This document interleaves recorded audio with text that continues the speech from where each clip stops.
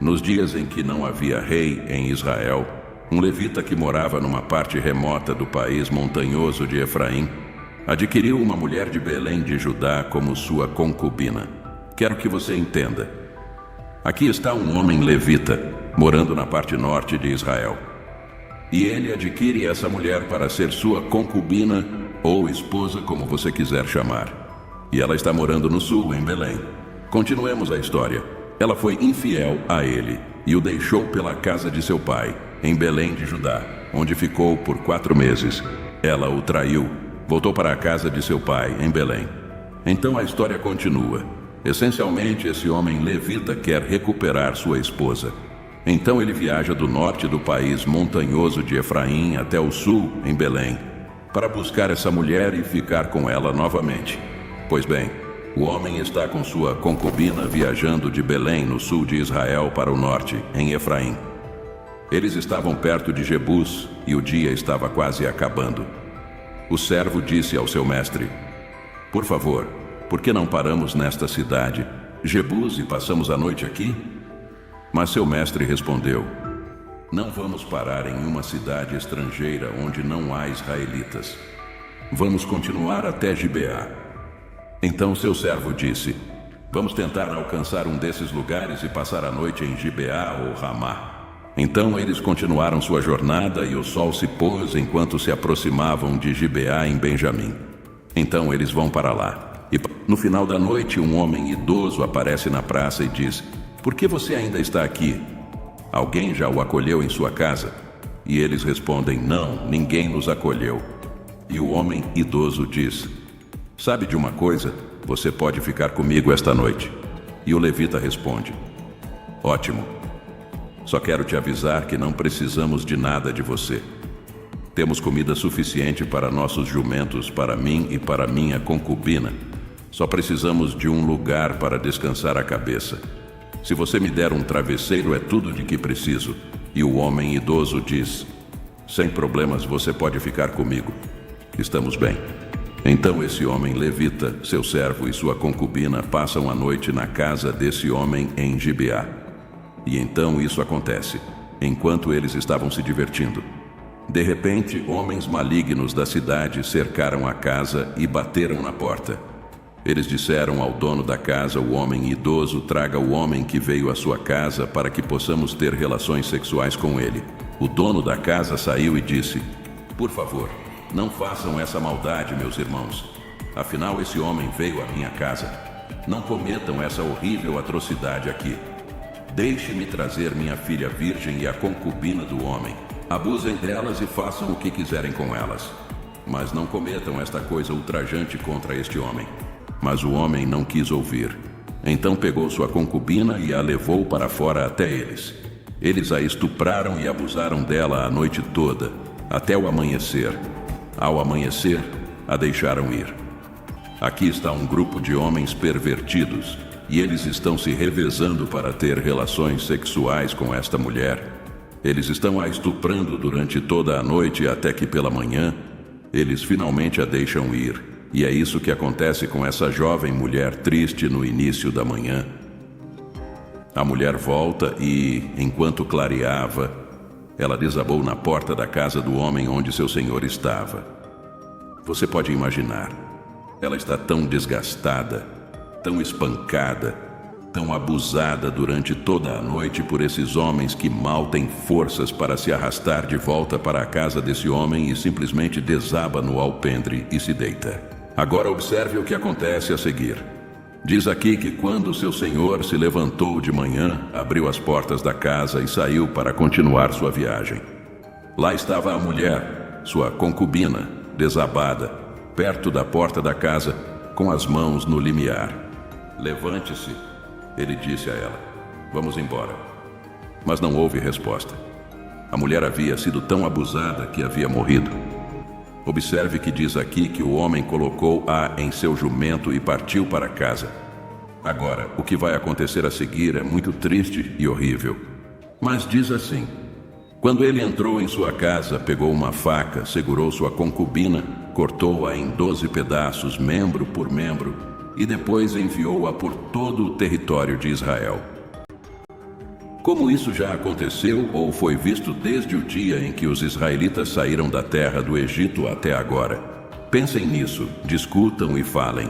Esse homem levou sua concubina para casa, cortou-a em 12 pedaços e, sem dúvida, anexou uma carta a cada pedaço de sua concubina falecida e enviou um pedaço diferente de seu corpo para as 12 tribos de Israel, com uma carta contando exatamente o que havia sido feito por seus próprios irmãos, uma das 12 tribos de Israel, a tribo de Benjamim, novamente. E quando aqueles dias, quando não havia rei em Israel. Você vê quando você e eu não temos que prestar contas, quando não há medo de termos que nos explicar ou ser responsáveis por nossas decisões e ações. Meu amigo, estamos mais propensos a tomar decisões ruins porque pensamos que podemos tomar essas decisões isoladamente, sem ter que responder a mais ninguém. E isso é exatamente o que estava acontecendo em Israel. Não havia rei, havia uma lei, mas as pessoas não estavam respeitando a lei. Ela não estava sendo aplicada, e como resultado, o que aconteceu? Eles acabaram fazendo algo que provavelmente nunca imaginaram que fariam. Quanto mais você e eu nos afastamos de Deus, mais vulneráveis ficamos a fazer coisas que nunca imaginamos que faríamos. Você vê, quando você olha para o livro de Juízes como um todo, o que você verá é uma nação de pessoas que tem se afastado lentamente de Deus, tem se desviado lentamente. É o que você vê acontecendo nos capítulos 19 a 21. É o culminar de se afastar de Deus e mostra o quão longe a nação como um todo se afastou de Deus. E meu amigo, você e eu não somos diferentes. Porque se não mantivermos uma conexão próxima com Deus, se nos afastarmos de Deus, se nos desviarmos de Deus, e quando nós, como os israelitas, nos encontraremos fazendo coisas que alguém 10 anos antes teria tentado nos dizer que faríamos, e estaríamos convencidos de que de forma alguma faríamos essas coisas. Não há como eu me divorciar. Não há como eu ter um caso. Não há como ser demitido do meu emprego porque me encontraram assistindo algo online. Não há como eu estar fumando maconha ou o que quer que seja. Quanto mais você se afasta de Deus, mais vulnerável você se torna a cometer esse pecado. Agora, a história não termina no capítulo 19. Eu gostaria que terminasse, mas na verdade piora, porque o que acontece agora no capítulo 20 é uma guerra civil entre as 11 tribos de Israel, e eles estão lutando contra a tribo de Benjamim, porque é a tribo de Benjamim que cometeu esse ato hediondo de pecado contra um de seus próprios irmãos israelitas. Agora eles têm outro problema, porque agora estão preocupados que uma de suas 12 tribos de Israel vá se extinguir. Cada decisão ruim que tomamos tem consequências que não podemos escolher.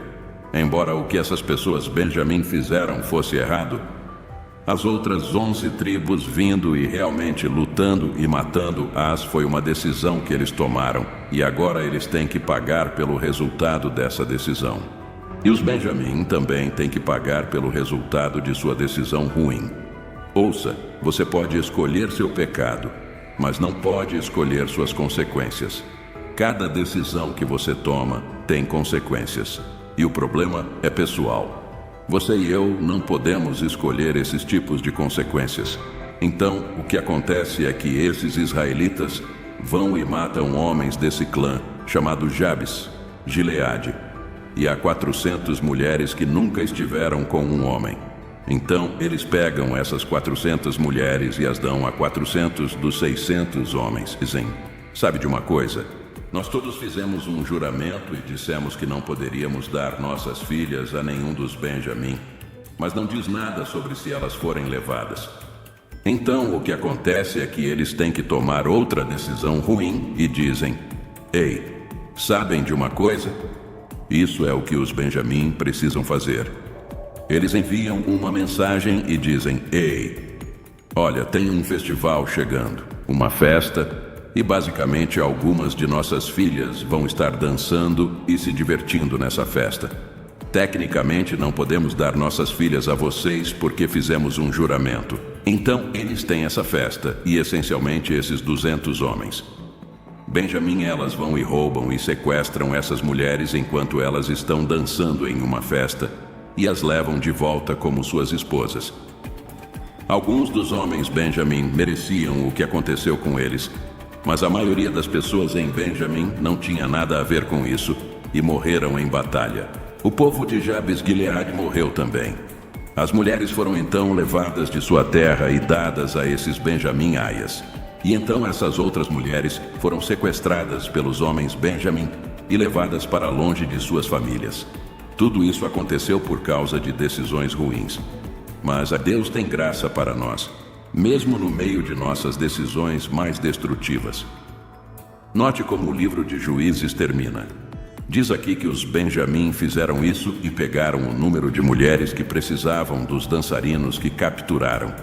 Eles voltaram para sua própria herança, reconstruíram suas cidades e viveram nelas naquela época. Cada um dos israelitas voltou de lá para sua própria tribo e família. Cada um voltou de lá para sua própria herança. E claro, o último versículo do livro de Juízes caracteriza e descreve todo o livro de Juízes. Diz aqui que naqueles dias não havia rei em Israel. Cada um fazia o que lhe parecia certo.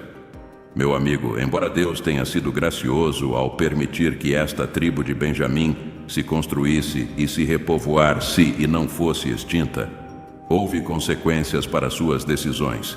E se não há mais nada que você tire deste vídeo, quero encorajá-lo a entender que cada decisão que você e eu tomamos tem consequências. Muitas vezes consequências que nem mesmo podem ser medidas e consequências que não podemos escolher.